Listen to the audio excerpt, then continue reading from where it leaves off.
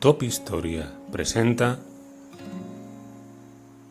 Top 10 culturas más influyentes.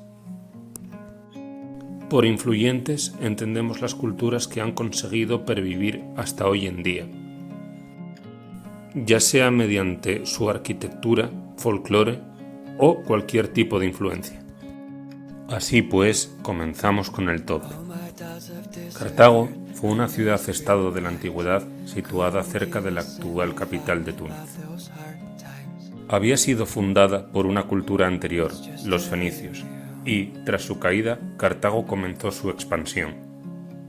Cartago tenía una forma de gobierno monárquica, aunque después cambió a una republicana. Durante el siglo III a.C. era considerada la primera potencia dentro del mundo conocido. La flota naval de Cartago era la mejor de la época, controlaba el Mediterráneo y además su puerto era prácticamente infranqueable. Los cartagineses eran grandes navegantes, por lo que, según algunos escritos de la antigüedad, llegarían a descubrir algunas islas del Atlántico, como serían las Canarias. La influencia de esta cultura continúa presente en algunas ciudades, como por ejemplo Cartagonova, la actual Cartagena en España. Esta cultura logró tener contra las cuerdas al Imperio Romano y, tanto por ello como por su gran capacidad naval, merece estar en nuestro top. Los vikingos son el pueblo nórdico más conocido que habitó la península de Escandinavia durante toda la Alta Edad Media. Fueron conocidos por ser grandes navegantes y también grandes guerreros, sembrando el terror en muchos de los puertos en los cuales desembarcaban. Tal era su habilidad naval que llegaron a navegar por el Mediterráneo, llegaron al Mar Negro e incluso se dice que llegaron hasta el continente norteamericano.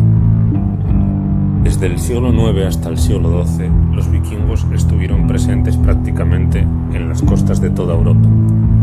La pervivencia de su cultura es clara. Hoy es raro no encontrar a nadie que no conozca quién es el dios Thor, Odín o Freya. Los celtas no fueron un pueblo, sino un conjunto de numerosos pueblos que abarcó gran parte de Europa ya desde la Edad del Hierro. Habitaban en unas ciudades llamadas castros, que estaban amuralladas. Se caracterizaban por poseer culturas megalíticas como la de Hallstatt o la Atene. En sus sociedades existía la figura del druida, que era como un mago o sacerdote. Los celtas, a su vez, eran conocidos por ser grandes guerreros.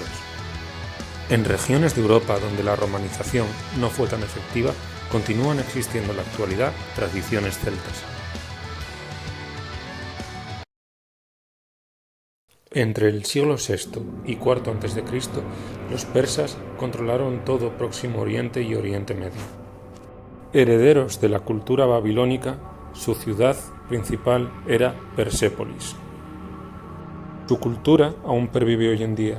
Las esfinges eran su forma de arte más característica, con cuerpos de animales y cabezas humanas.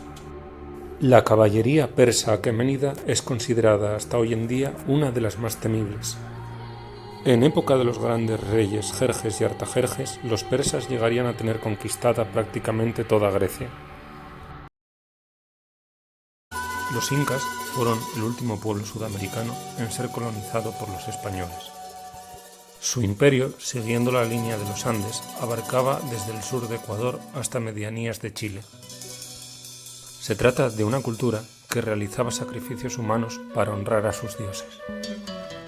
Sus dioses eran representados con animales de la jungla, como el jaguar o el águila. Eran grandes arquitectos. Incluso se dice que podían construir sobre el agua. Sus construcciones, música y vestimentas aún perviven hoy en día.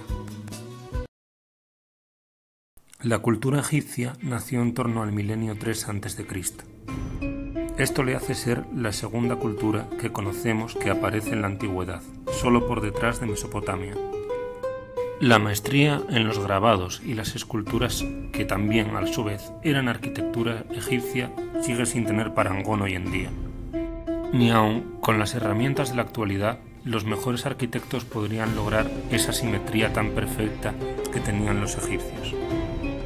pirámides y esfinges de Gizeh, el templo de Abu Simbel o el templo de Karnak son algunos de sus grandes logros.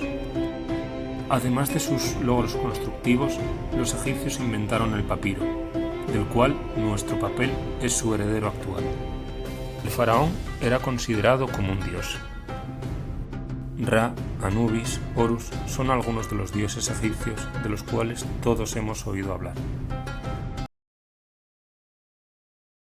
Actualmente, China es una gran potencia tanto económica, política, militar y comercial en el mundo actual.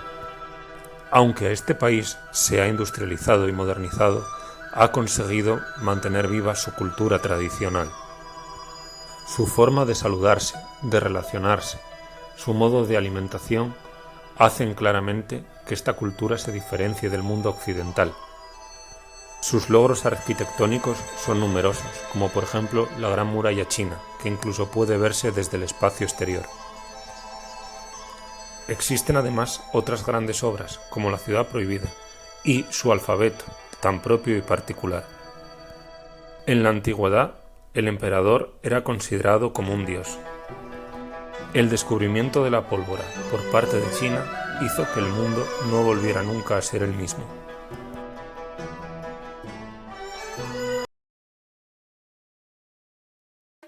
Esta cultura nace a la par que el nacimiento del Islam en el año 622 después de Cristo. Este es su alfabeto.